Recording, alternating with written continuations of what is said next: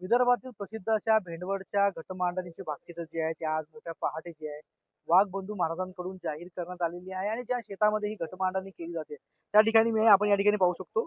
या ठिकाणी विविध प्रकारचे धान्य एक गोलाकार पद्धतीने ठेवून या गोलाकारामध्ये मधोमध एक मोठा असा खड्डा केला जातो आणि या खड्ड्यामध्ये अशी 4 मातीची ढेकळं ठेवली जातात. या मातीच्या ढेकळं म्हणजे हे 4 महिने आहे शेतकऱ्यांच्या पावसाचे आणि यावर एक पाण्याने भरलेली घागर, त्यावर पुरी, विळा, पापड अशा वेगवेगळ्या प्रतीक असलेल्या गोष्टी ज्या आहेत त्या ठेवल्या जातात आणि या घागरीतून जे काही पाणी पाझरेल त्या ज्या या मातीच्या ढेकळावर जितकं काही पाणी पाझरलेलं असेल त्यावरून या खरीपातील पाण्याचा अंदाज जो आहे या ठिकाणी वर्तवला जातो आणि एकंदरीत ही संपूर्ण जे काही धान्य आपण पाहतोय ज्यामध्ये या ठिकाणी तूर आहे, कपाशी आहे, ज्वारी आहे, असे वेगवेगळे जे धान्य आहे या ठिकाणी मांडलेले आहेत आणि या धान्यामध्ये रात्रभरातून होणाऱ्या बदलातून हा अंदाज जो आहे या ठिकाणी बांधला जात असतो.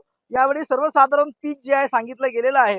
मात्र पाण्याचा जो अंदाज वर्तवला गेला आहे जून जुलै महिन्यामध्ये कमी पाऊस असेल आणि ऑगस्ट आणि सप्टेंबर महिन्यामध्ये भरपूर असा पाऊस असेल त्यामुळे शेतकऱ्यांनी त्या अनुषंगाने आपल्या पीक पेरणी जी आहे किंवा पेरणीचे नियोजन आहे ते या ठिकाणी करावे असा अंदाज जो आहे या ठिकाणी जाहीर करण्यात आला. एकंदरीतच ही संपूर्ण भाकीत जाहीर होत असताना देशाच्या राजकीय आणि सामाजिक तसंच पर्यावरणीय बदलांवर देखील भाकीत या घटमांडणीतून केले गेलेले आहेत.